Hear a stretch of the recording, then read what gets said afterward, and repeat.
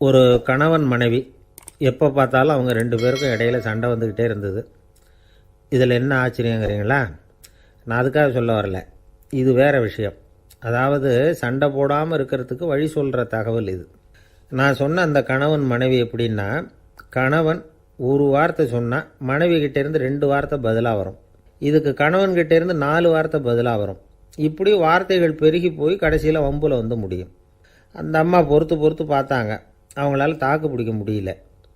பக்கத்து வீட்லேயும் ஒரு கணவன் மனைவி இருந்தாங்க, அவங்களுக்குள்ளே சண்டை வர்றதில்லை. அது எப்படி அவங்களால மட்டும் சண்டை போடாமல் இருக்க முடியுது அப்படின்னு இந்த அம்மாவுக்கு ஆச்சரியம். ஒரு நாள் நேராக பக்கத்து வீட்டு அம்மாக்கிட்டே போய், ஏம்மா நீங்கள் எப்படி கணவனும் மனைவியும் சண்டை போட்டுக்காமல் இருக்கிறீங்க, அது எப்படி முடியுது உங்களால் அப்படின்னு கேட்டாங்க. அதுக்குன்னு ஒரு மருந்து இருக்குது, அதை சாப்பிட்டா சண்டை வராது அப்படின்னாங்க அவங்க. சரிங்க, அந்த மருந்தை அவர் சாப்பிட மாட்டேன்னு சொல்லிட்டா என்ன பண்ணுறது அப்படின்னு கேட்டிருக்கிறாங்க இவங்க. அந்த மருந்து அவருக்கு இல்லைம்மா, உனக்கு தான் அப்படின்னாங்களாம் அவங்க. அப்படியா, அப்படின்னா கொடுங்க, ரொம்ப நல்லதாக போச்சு. அதை எப்படி சாப்பிட்றதுங்கிற விவரத்தையும் சொல்லுங்கள், எங்கே அது கிடைக்குங்கிறதையும் சொல்லுங்கள், வாங்கிக்கிறேன் அப்படின்னு கேட்டாங்களாம் இவங்க. வேறு எங்கேயும் போய் வாங்க வேண்டாம், என்கிட்டே இருக்க அந்த மருந்து அதில் கொஞ்சம் தர்றேன், வாங்கி வச்சுக்க. உன் வீட்டுக்காரர் உன்னோட சண்டையை ஆரம்பிக்கிறப்போலாம் நீ இந்த மருந்தில் 1 ounce வாயில் ஊற்றிக்கணும். அதை உடனே குடிச்சிடக்கூடாது, ஒரு 5 நிமிஷமாவது அது வாயில் இருக்கணும், அதுக்கப்புறம் குடிச்சிடலாம் அப்படின்னு சொல்லி ஒரு பாட்டில் மருந்தை இந்த அம்மாக்கிட்ட கொடுத்து அனுப்புனாங்களாம். மருந்தை எடுத்துக்கிட்டு இந்த அம்மா வீட்டுக்கு வந்திருக்கிறாங்க. வீடு பூட்டி இருந்ததுனால கணவன் வந்து வாசல்லையே காத்துக்கிட்டு இருக்கிறான். மனைவியை கண்டதும் சண்டை போட ஆரம்பிச்சிட்டான். வீட்டை பூட்டி விட்டு எங்கே போய் தொலைஞ்ச, எவ்வளோ நேரமாக ஒரு மனுஷன் வாசல்லையே காத்துட்டு கிடக்கிறது அப்படி இப்படின்னு கத்த ஆரம்பிச்சிட்டான். மனைவி இதுக்கு பதிலே சொல்லலை. அந்த அம்மா பேசாமல் வீட்டை திறந்தாங்க, சமையல் அறைக்குள்ளே போனாங்க, 1 ounce மருந்தை வாயில் ஊற்றிக்கிட்டாங்க. அன்னைக்கு சண்டை வந்து மேற்கொண்டு வளரவே இல்லை, நின்றுட்டுது. மருந்து பரவாயில்லை. அதுக்கப்புறம் பல சந்தர்ப்பங்களில் சண்டை வரும் போல் இருக்கிறப்போலாம் இந்த மருந்து அதை நிறுத்தியிருக்கு. பிரமாதமான மருந்தாக இருக்குது இதை கொஞ்சம் அதிகமாகவே வாங்கி வீட்டில் வச்சுக்க வேண்டியது தான் அப்படின்னு முடிவு பண்ணிவிட்டு இந்த அம்மா மறுபடியும் பக்கத்து வீட்டு அம்மாக்கிட்ட போனாங்க. எவ்வளவு விலையானாலும் சரி, நான் காசு கொடுத்து வாங்கி வச்சுக்கிறேன், எந்த கடையில் இருக்குது இந்த மருந்து சொல்லுங்க அப்படின்னு கேட்டாங்க. இந்த மருந்துக்கு விலையே கிடையாதுங்க, இலவசமாகவே கிடைக்கும்னாங்களாம் அவங்க. அது எப்படி விலை இல்லாமல் இதை விற்க முடியுது அப்படின்னு கேட்டாங்களாம் இவங்க. அது மருந்தாக இருந்தால் தானே விலை வைக்கிறதுக்கு, அது வெறும் தண்ணி தானே அப்படின்னாங்களாம். வெறும் தண்ணியாக சண்டையை நிறுத்துது அப்படின்ட்டு இருக்காங்க இவங்க. அது சண்டையை நிறுத்தலை, உன்னோட மௌனம் தான் சண்டையை நிறுத்துது. நீ வாயில் தண்ணியை வச்சுக்கிறதுனால எதிர்த்து பேசுறதில்ல, அதனால் உன்னுடைய கணவர் கோபம் வந்து சாந்தமாயிடுது அப்படின்னாங்களாம் அவங்க. இந்த கதையிலேருந்து சண்டையை நிறுத்துகிற மருந்து எதுன்னு தெரிஞ்சுக்கிட்டோம் இல்லையா? ஒருத்தர் என்ன பண்ணார், பாட்டிலில் வந்து தண்ணியை ஊற்றி வச்சுக்கிட்டு அவர்கிட்ட வர்றவங்களுக்கெல்லாம் இதை சிபாரிசு பண்ணலாம்னு நினச்சிக்கிட்டு உட்காந்துருந்தார். ஒரு அம்மா வந்தாங்க. இதை கேட்டுவிட்டு இதையே ஒரு மருந்து மாதிரி கொடுக்கலாம்ங்கிறது அவர் முடிவு. அதனால் பாட்டிலில் தண்ணி அடைச்சி வச்சுக்கிட்டு அதில் கலருக்காக என்னத்தையோ ஒரு ஜீரகம் அது மாதிரி எதையாவது கலந்து வச்சுக்கிட்டு ஒரு மருந்து மாதிரி ஒரு பாவனையில் வச்சுக்கிட்டு உட்காந்துருக்கார். யாராவது வீட்டில் சண்டைன்னா என்கிட்ட வாங்க மருந்து தரேன்னு. ஒரு அம்மா வந்தாங்க, எனக்கும் என் வீட்டுக்காரருக்கும் அடிக்கடி சண்டை வருதுங்க அப்படின்ட்டு இருக்காங்க. கவலைப்படாதம்மா, நான் ஒரு மருந்து தரேன்னு சொல்லி வீட்டுக்குள்ளே போய் ஒரு பாட்டில் எடுத்து வந்து கொடுத்தார். பாட்டிலில் இருக்கிறது என்னங்கிறத சொல்லிவிட்டா அது பேரில் மரியாதை வராது இல்லையா, அதனால் சொல்லலை. அந்த அம்மா வாங்கிட்டு போனாங்க. 4 நாள் கழித்து திரும்பி வந்தாங்க. என்னம்மா வீட்டில் சண்டை நின்று போச்சான்னு கேட்டிருக்காரு இவர். அங்கே நின்று போச்சுங்க, இப்போ உங்ககிட்ட ஆரம்பமாக போகுதுன்னாங்களாம். என்னம்மா அப்படின்ட்டுருக்காரு இவர் பயந்து போய். பின்ன என்னங்க, நீங்கள் என்ன மருந்து கொடுத்துருக்குறீங்க என்னங்க அப்படின்னாங்களாம் கோபமாக. அது வெறும் தண்ணி தானே அப்படின்ட்டுருக்காரு இவர். தண்ணியாக இது, நல்லா பாருங்கள் அப்படின்னு அந்த பாட்டில் நீட்டினாங்களாம். இவர் வாங்கி பார்த்துருக்கார். அப்புறம் தான் விஷயம் புரியுது அவருக்கு. இவர் கை தவறுதலாக அவங்க வீட்டில் இருந்த மண்ணெண்ணெய் பாட்டில் எடுத்து அவர்கிட்ட கொடுத்துருக்குறாங்க. அப்புறம் என்ன ஆகும், சண்டை வராமல்? ஒரு சராசரி மனிதனுடைய இயல்பு என்ன? இன்பம் வந்தால் துள்ளி குதிப்பான், துன்பம் வந்தால் சோர்ந்து போய் ஒரு மூலையில் உட்காந்துருவான். இவன் தான் சராசரி மனிதன். ஆனால் ஒருத்தன் இன்பம் வந்தால் அதுக்காக மகிழ்ச்சி அடையிறதில்ல, துன்பம் வந்தால் அதுக்காக சோர்ந்து போகிறதில்ல அப்படின்னு வச்சுக்கோங்க. அப்படி இருந்தால் அவன் சாதாரண ஆள் கிடையாது. ஒரு ஊரில் ஒரு ஞானி இருந்தார். அவரை தேடிட்டு ஒரு பெரியவர் வந்தார். ஐயா, ஞானத்தில் சிறந்த ஞானம் எது அப்படின்னு கேட்டாராம். இதுக்கு அந்த ஞானி என்ன பதில் சொன்னார் தெரியுமா? இன்பத்தினால மகிழ்ச்சி அடையாமலும் துன்பத்தினால சோர்வு அடையாமலும் இருக்கிறது தான் அந்த ஞானம் பெரிய ஞானம் அப்படின்னாராம். சரி சுவாமி, அப்படிப்பட்ட ஞானம் உங்களுக்கு எப்படி வந்ததுன்னு கேட்டிருக்காரு இவர். அதை நான் ஒரு கழுதைகிட்ட இருந்து கற்றுக்கிட்டேன் அப்படின்னாராம் அவர். இவருக்கு ஒன்றும் புரியல, ஒரு மாதிரியாக முழிச்சிருக்கிறார். இதை அவர் புரிஞ்சுக்கிட்டார். நீங்கள் நாளைக்கு காலையில் நம்முடைய ஆசிரமத்துக்கு வாங்க, புரிய வைக்கிறேன்னாராம். சரின்னு அவர் போயிட்டார். மறுநாள் காலையில் ஆசிரமத்துக்கு வந்து சேர்ந்தார். ஞானி அவரை கூப்பிட்டு உட்கார வச்சார். வாங்க, வந்து இப்படி உட்காருங்க, கொஞ்சம் நேரத்தில் இந்த வழியாக ஒரு கழுதை போகும், அதை கவனித்து பாருங்கன்னாராம். இவருக்கு இன்னமும் ஒன்றும் புரியாமல் போச்சு, ஒரே குழப்பம். இருந்தாலும் அந்த ஞானி சொன்னது மாதிரியே உட்காந்துருக்கிறார். கொஞ்ச நேரத்தில் அந்த வழியாக ஒரு கழுதை போச்சு. அது முதுக நிறைய அழுக்கு மூட்டைகள், அதை சுமந்துக்கிட்டு போகுது. ஒரு சலவை தொழிலாளி அதை ஓட்டிகிட்டு போகிறார். கொஞ்சம் தூரத்தில் ஒரு ஆறு இருக்குது. அங்கே போய் துணியெல்லாம் சுத்தப்படுத்திக்கிட்டு சாயந்தரமாக திரும்பி இந்த வழியாகவே வருவாங்க. ஞானி சொன்னது மாதிரியே இந்த பெரியவர் அழுக்கு மூட்டையை சுமந்துக்கிட்டு போகிற அந்த கழுதையை கவனித்தார். கழுதை போயிட்டுது. அதுக்கப்புறம் ஞானியை திரும்பி பார்த்தார். இப்போ அந்த ஞானி சொன்னார், சாயந்தரம் வரைக்கும் நீங்கள் இங்கேயே இருக்கணும்னார்.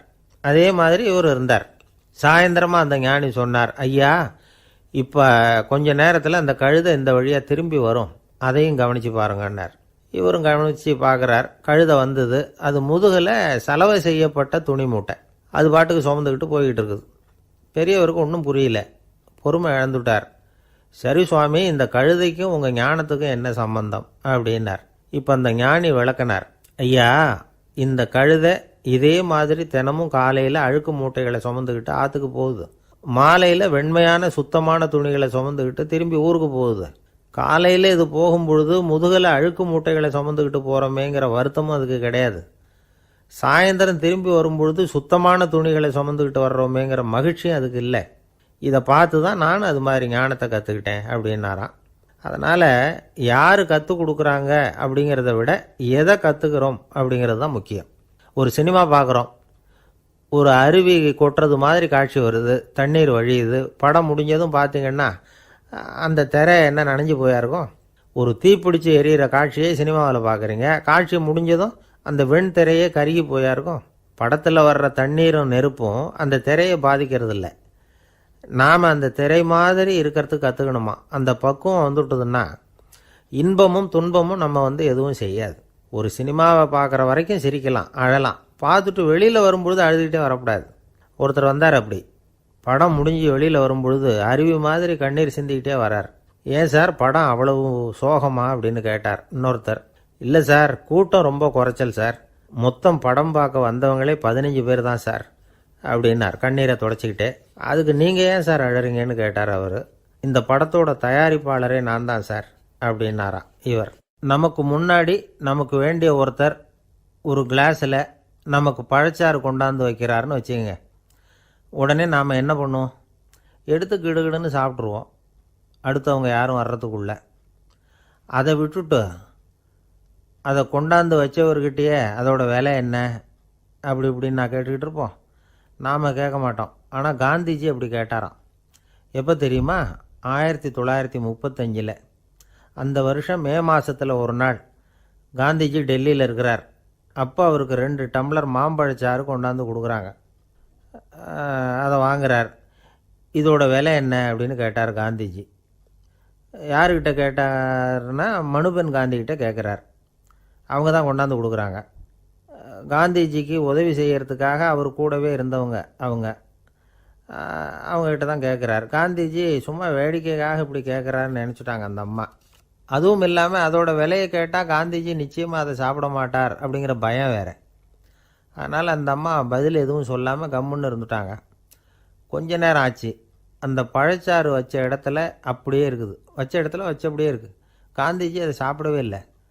மனுபென் காந்தி பார்த்தாங்க. மெதுவாக காந்திஜிக்கிட்ட போய் அதை சாப்பிடுங்களேன் அப்படின்னாங்க.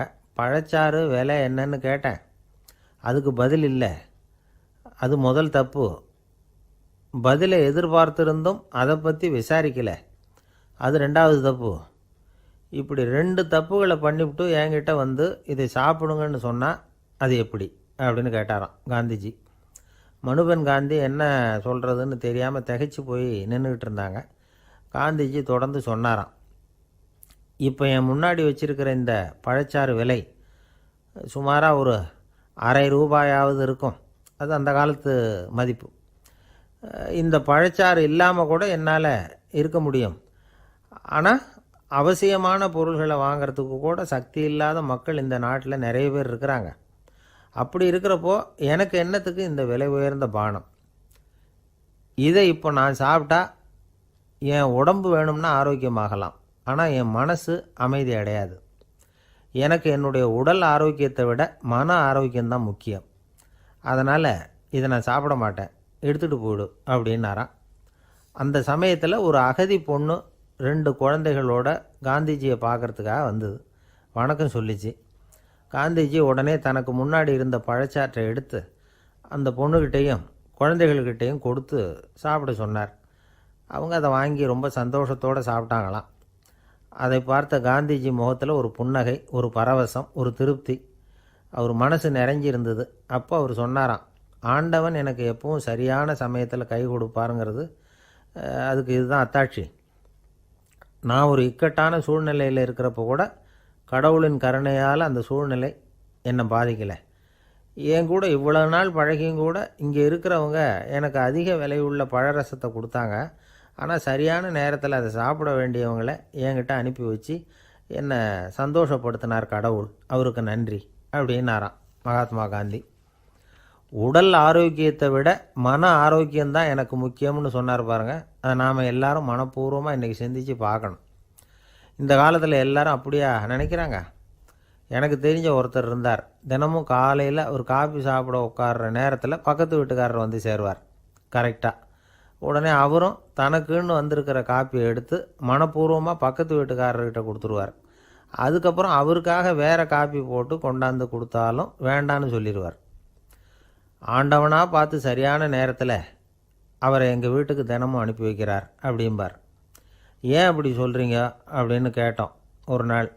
அதுக்கு அவர் சொல்கிறார், எனக்கு என்னோட உடல் ஆரோக்கியம்தான் முக்கியம்.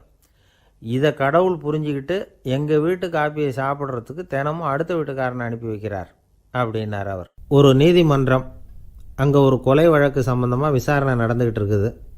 அந்த வழக்கறிஞர் ரொம்ப தீவிரமாக வாதாடிக்கிட்டு இருக்கிறார். தன்னுடைய கட்சிக்காரர் நிரபராதிங்கிறது அவருக்கு நல்லா தெரியும். அதனால தான் அவர் சார்பாக வாதாடுறதுக்கே ஒத்துக்கிட்டார். அப்படி அவர் மும்முரமாக வாதாடிக்கிட்டு இருக்கிற சமயத்தில் அவசரமாக தந்தி ஒன்று வந்து சேர்ந்தது. அதை வாங்கி படித்து பார்த்தார். அதுக்கப்புறம் அதை மடித்து தன்னுடைய கோட்டு பையில் வச்சுக்கிட்டு தொடர்ந்து வாதாட ஆரம்பிச்சிட்டார். பேசி முடித்தார். அதுக்கப்புறம் அங்கே கோர்ட்டில் இருந்த சக வக்கீல்கள் அவர்கிட்ட வந்தாங்க. தந்தி ஒன்று வந்ததே, என்ன விஷயம் அப்படின்னு விசாரித்தாங்களாம். அப்போ அவர் சொல்லியிருக்கிறார், ஊரில் சிகிச்சைக்காக போயிருந்த என்னுடைய மனைவி இறந்து போனதாக தந்தி வந்திருக்குது அப்படின்னாராம். மற்ற வக்கீல்களுக்கு அதிர்ச்சி. என்னங்க இது, மனைவி இறந்ததை விட கேஸு முக்கியமாக உங்களுக்கு அப்படின்னு கேட்டிருக்கிறாங்க. இறந்து போன என் மனைவி மறுபடியும் திரும்பி வர போகிறதில்ல. ஆனால் என்னுடைய கட்சிக்காரர் ஒரு கொலை வழக்கில் மாட்டிக்கிட்டார். அவரும் நிரபராதி. அவர் உசுரை நான் காப்பாற்ற வேணாமா? இதுதான் என்னுடைய கடமை அப்படின்னாராம். இப்படி இவர் சொன்னதும் எல்லாரும் அப்படியே திகைச்சு போய் நின்றுட்டாங்களாம். சரி, கடமைக்கு முக்கியத்துவம் கொடுத்த அந்த வழக்கறிஞர் யார் தெரியுமா? அவர் தான் இரும்பு மனிதர் சர்தார் வல்லபாய் பட்டேல். குஜராத் மாநிலத்தில் 1875 அக்டோபர் 31 அன்றைக்கு ஜாவேரி பாய் அப்படிங்கிறவருக்கு 4வது பிள்ளையாக அவர் பிறந்தாராம். இந்த ஜாவேரி பாய் யார் தெரியுமா? ஜான்சி ராணி லட்சுமிபாய் போர் படையில் ஒரு வீரராக பணிபுரிஞ்சவர். இளம் வயசில் வல்லபாய் பட்டேல் ரொம்ப சிரமப்பட்டு படிச்சிருக்கார். விடாமுயற்சி வெற்றியை கொடுத்தது. கல்லூரியிலையும் காலடி வச்சார். அதுக்கப்புறம் வக்கீல் பட்டத்தையும் வாங்கினார். பிரிட்டிஷ் ஆட்சி நடந்துக்கிட்டு இருந்த சமயம் குஜராத்தை சேர்ந்த பர்டோலி தாலுக்காவில் விவசாயிகள் மேலே அரசாங்கம் திடீர்னு நில வரியை வசதி விட்டு தான். ஏழை விவசாயிகள் ரொம்ப கஷ்டப்பட்டுருக்காங்க. அரசாங்கம் வரி செலுத்தாத விவசாயிகளின் நிலங்களையெல்லாம் ஜப்தி செஞ்சுதான். அரசாங்கத்தை எதிர்க்கிறவங்களையெல்லாம் கைது பண்ணி சிறையில் அடைச்சுட்டாங்களாம். சில பேர் வீடு வாசல் ஆடு மாட்டையெல்லாம் விற்று கூட வரி கட்ட வேண்டிய நிலைமைக்கு ஆளாயிட்டாங்க. வழக்கறிஞர் வல்லபாய் பட்டேல் நில வரியை உடனே ரத்து பண்ணணும் அப்படின்னு பம்பாய் கவர்னருக்கு ஒரு கடிதம் எழுதினார். எந்த பலனும் இல்லை.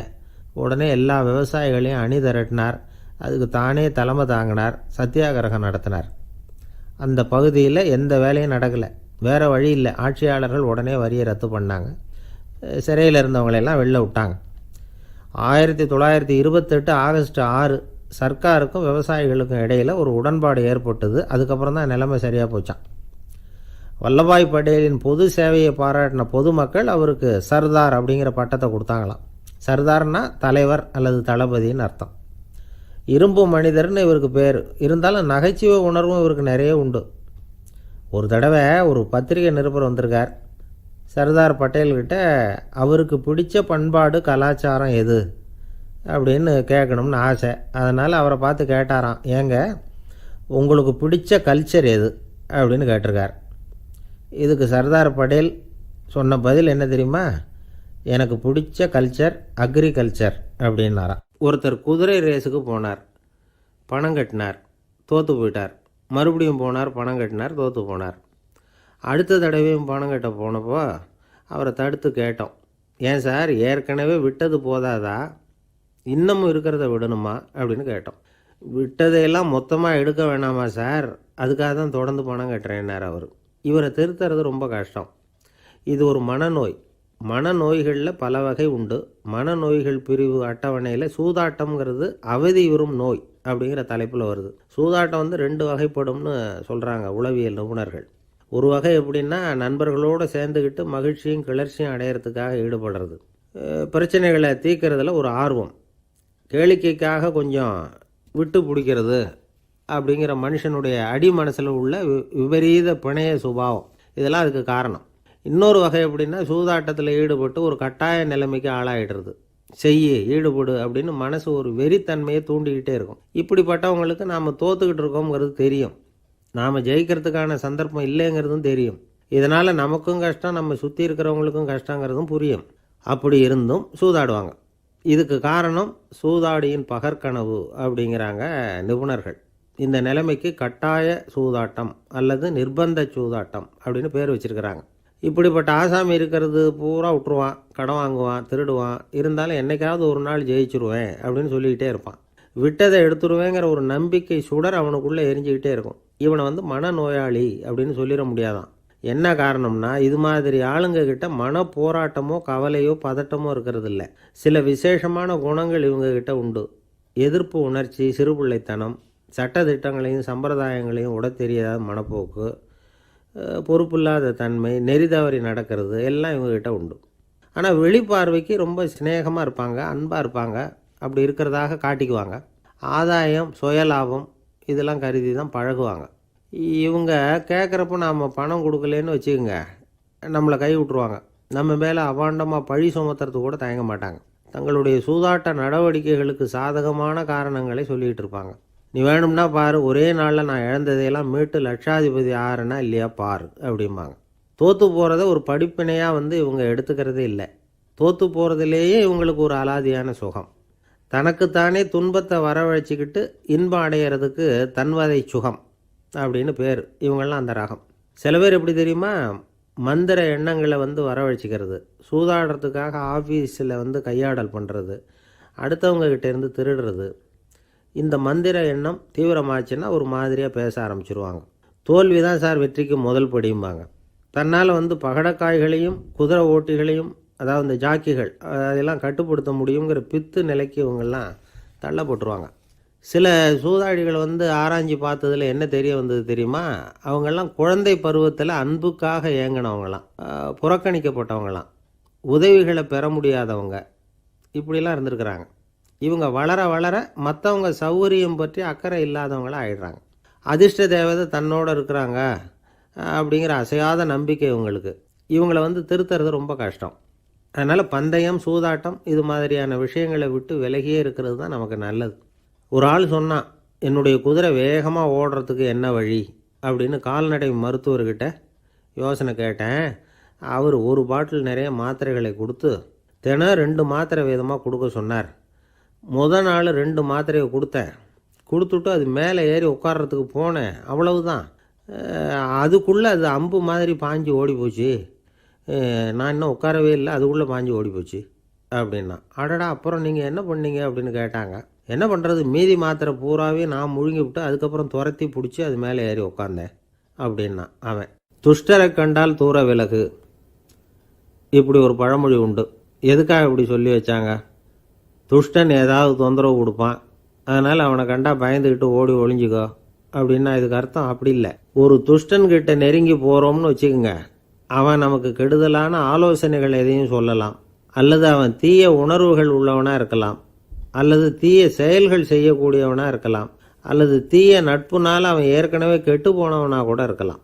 இப்படிப்பட்டவனை நெருங்கி போனால் அவனோட பாதிப்பு நமக்கும் வந்துடும். அதனால் விலகி போ அப்படின்னு சொல்கிறாங்க. இதையே கொஞ்சம் விவரமாக இப்போ பார்ப்போமே.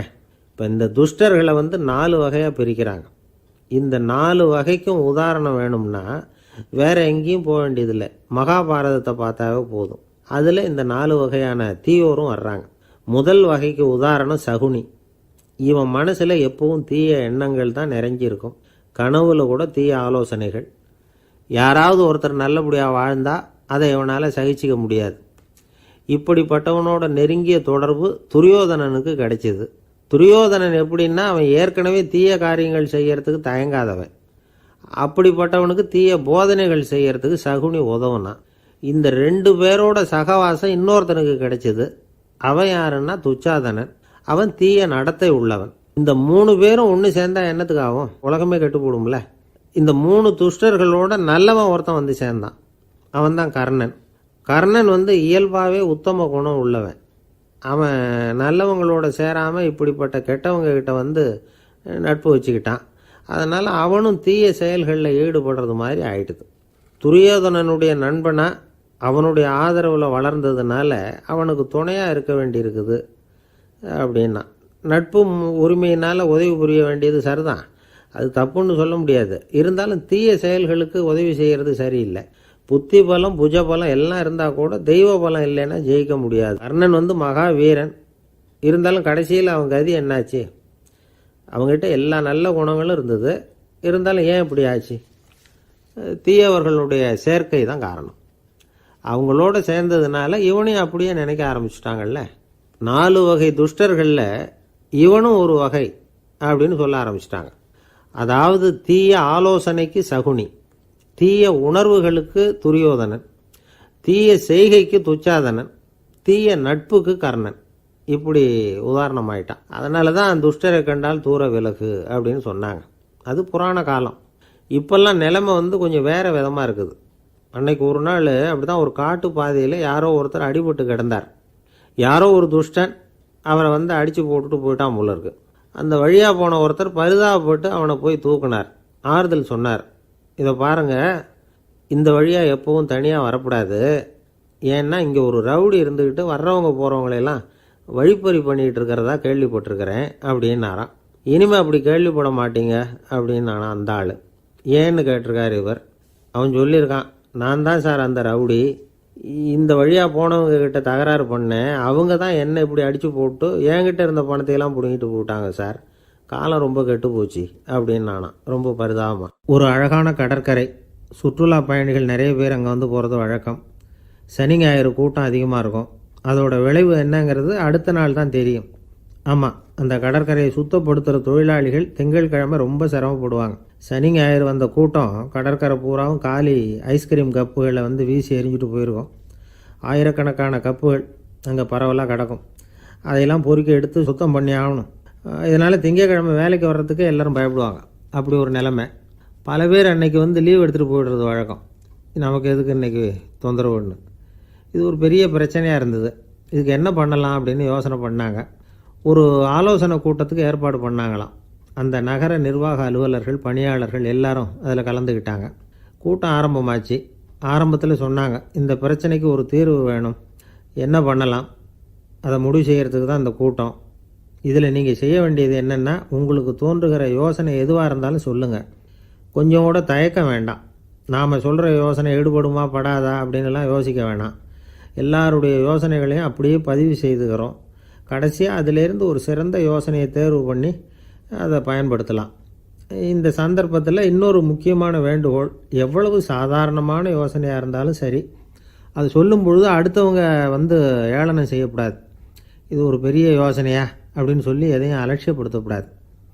இதுதான் அந்த கூட்டத்தின் ஆரம்பத்தில் செய்யப்பட்ட அறிவிப்பு.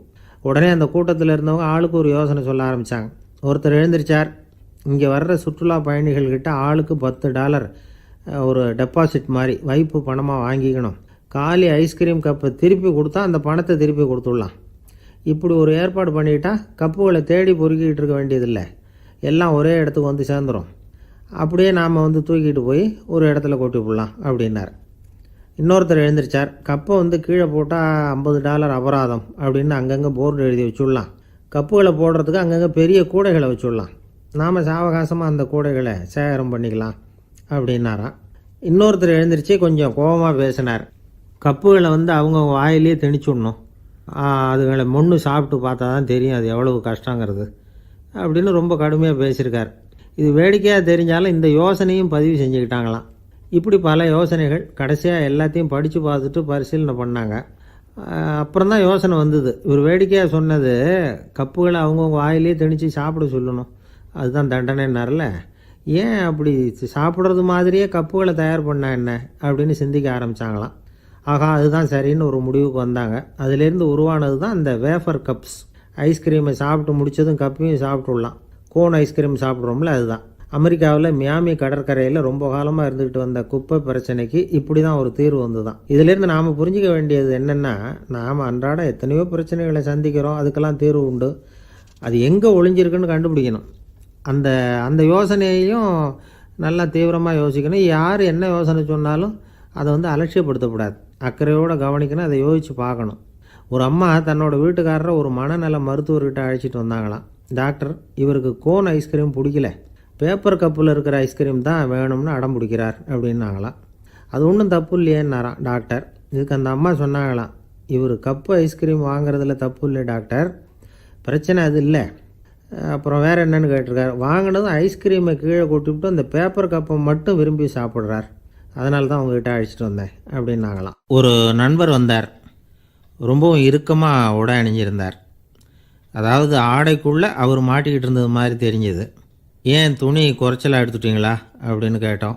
இல்லைங்க, எனக்கு எப்போவுமே இறுக்கமாக உடை அணிகிறது தான் பிடிக்கும் அப்படின்னார். ஒருத்தர் எப்படி உடை அணிகிறார் அப்படிங்கிறத வச்சே அந்த ஆள் எப்படிப்பட்டவர் அப்படிங்கிறத கண்டுபிடிச்சிடலாம். உடை அணிகிற விதம் ஒருத்தருடைய மனநிலையை வெளிப்படுத்துதான். இப்போ இறுக்கமான உடை அணிகிறவங்க பொதுவாக மன நிம்மதி இல்லாதவங்களாக இருப்பாங்களாம், கோபக்காரங்களாக இருப்பாங்களாம். ரொம்ப தொலைதொலைப்பாக ஆடை அணிகிறவங்க இருக்கிறாங்கல்ல, அவங்கெல்லாம் அமைதியான ஆளாக இருப்பாங்களாம், சாந்தமாக இருப்பாங்களாம். இவங்கெல்லாம் போராடுறதுக்கு சரியாக வரமாட்டாங்களாம். இப்படி ஒரு கணிப்பு இருக்குது. அதனால தான் போர் வீரர்களுக்கெல்லாம் இறுக்கமான உடையை தான் கொடுக்கறது வழக்கம். ஆனால் சன்னியாசிகளை பாருங்கள், அவங்களுக்கெல்லாம் ரொம்ப தொலை உடைகள் தான். அவங்கெல்லாம் வந்து டைட் பேண்ட் போட்டுக்கிட்டு நிற்க மாட்டாங்க சன்னியாசிகள்லாம். அதே மாதிரி சன்னியாசிகள்லாம் காவி உடையை தேர்ந்தெடுக்கிறதுக்கும் காரணம் உண்டு. பல ஆண்டுகள் சோதனை செஞ்சு பார்த்துட்டு தான் சன்னியாசத்துக்கு காவி தான் சரி அப்படின்னு முடிவு பண்ணியிருக்கிறாங்க. இப்போ பௌதீக விஞ்ஞானப்படியும் அதுதான் சரி. அதாவது சூரிய ஒளியில் வந்து 7 வண்ணங்கள் உண்டு. ஒரு பொருள் மேலே அது விழும்பொழுது அந்த பொருள் நமக்கு சிவப்பாக தெரிஞ்சதுன்னா அந்த பொருள் வந்து சிவப்பை தவிர மற்ற எல்லா நிற கதிர்களையும் உள்வாங்கிக்கிட்டு சிவப்பு நிறத்தை மட்டும் வெளியில் விடுது, அதாவது விலக்கி விடுது. அதனால தான் அந்த பொருள் வந்து சிவப்பாக தெரியுது. உடல் ஆரோக்கியத்துக்கு ஓரளவு சிவப்பு தேவைப்படுது. அதனால தான் காவி உடை அணிஞ்சால் சூரிய ஒளி ஓரளவு சிவப்பை விலக்கிவிடும். அதாவது சிவப்பின் பலனும் கிடைக்கும், இந்த சிவப்பின் கெடுதலும் இல்லை அப்படின்னு யோசனை பண்ணாங்க. காவி வந்து உதய வேளையின் நிறம். கீழ் வானத்தில் கதிர் உதிக்கிற வேளையில் முதல் ஒளி தோன்றுகிற நேரத்தில் காவி நிறம் தான் கசியும். தியானம் செய்கிறப்போ முதல்ல காணக்கூடிய ஒளி காவி நிறம்தான். தியானத்தின் உச்ச நிலையின் நிறம் நீலம். தியானம் வந்து காவி நிறத்தில் ஆரம்பமாகி நீல நிறத்தில் நிறைவடைகிறது அப்படிங்கிறார் ஓஷோ. நீலம் வந்து தியான சிகரம், காவி வந்து தியான ஆரம்ப குறியீடு, ஒரு சன்னியாசியின் ஆரம்ப தரிசனம் அப்படிங்கிறார் அவர். ஒருத்தர் நாள் பூரா காவி உடையே அணிஞ்சிருந்தா அந்த நிறம் வந்து அவருக்கு வந்து தியானத்தை பற்றிய நினைவை வந்து ஊட்டிக்கிட்டே இருக்கும். இப்படியே வந்து ஆடைக்கும் தியானத்துக்கும் இடையில் ஒரு தொடர் ஏற்படுது. ஒரு துறவியின் உள்ளார்ந்த பண்பாக அது மாறுது. கடை வீதியில் ஒரு பொருள் வாங்க போகிறோம், அது மறந்துடக்கூடாதுங்கிறதுக்காக ஞாபகம் முடிச்சு போட்டுக்கிறோம். அந்த முடிச்சுக்கும் பொருளுக்கும் தொடர்பு இல்லை. ஆனால் கடை வீதிக்கு போன உடனே அந்த முடிச்சு வந்து அந்த பொருளை ஞாபகப்படுத்துது. அதாவது அந்த முடிச்சு வந்து ஒரு தொடர்பு அம்சமாக அமையுது. அது மாதிரி தான் காவி உடையும். ஒரு துறவி வந்து நடக்கும் பொழுது, சாப்பிடும் பொழுது, குளிக்கும் பொழுது அவருடைய காவி உடை அவருக்கு வந்து ஞாபகப்படுத்திக்கிட்டே இருக்கும். அது ஒரு நிலைப்படுத்தப்பட்ட நினைவாக ஞாபகம் முடிச்சாக மாறிடுது. காவி ஆடை இல்லைன்னா ஒருத்தரால் துறவியாக முடியாதுன்னு அர்த்தம் இல்லை. அதே நேரத்தில் காவி ஆடையால் ஒன்றும் பிரயோஜனம் இல்லை, அதில் ஒன்றும் அர்த்தம் இல்லை அப்படின்னு சொல்லிட முடியாது. இதுதான் உண்மை. இவ்வளவு தூரம் காவி ஆடையை பற்றி சொல்கிறதுனால எல்லாரும் சன்னியாசியாக போயிடுங்கோ அப்படின்னு நாம் சொல்கிறதாக யாரும் நினச்சிடக்கூடாது. மனசுக்கும் நிறத்துக்கும் உள்ள சம்பந்தத்தை தெரிஞ்சுக்கிறதுக்காக தான் இவ்வளவும். நமக்கு தெரிஞ்ச நண்பர் ஒருத்தர் இருக்கிறார், ஆஃபீஸில் வேலை பார்க்குறவர். ஒவ்வொரு மாதமும் 20ஆம் தேதிக்கு பிறகு அவரை போய் பார்த்திங்கன்னா காவி உடை அணிஞ்சிக்கிட்டு கண்ணை மூடிக்கிட்டு கை ரெண்டையும் விரித்து வச்சுக்கிட்டு தியானத்திலே உட்காந்துருப்பார். ஏன் இப்படி பண்ணுறீங்கன்னு கேட்டேன். அதாவது 20ஆம் தேதிக்கு பிறகு என் கையில் ஒரு பைசா கூட கிடையாது, ஒரு சன்னியாசி லெவலில் இருக்கிறேன், என்கிட்ட எதுவும் செலவுக்கு கேட்காத அப்படின்னு என் மனைவிக்கு நாசூக்காக உணர்த்துறதுக்காக அப்படி உட்காந்துருப்பேன் அப்படின்னு விளக்கம் கொடுக்குறார் அவர்.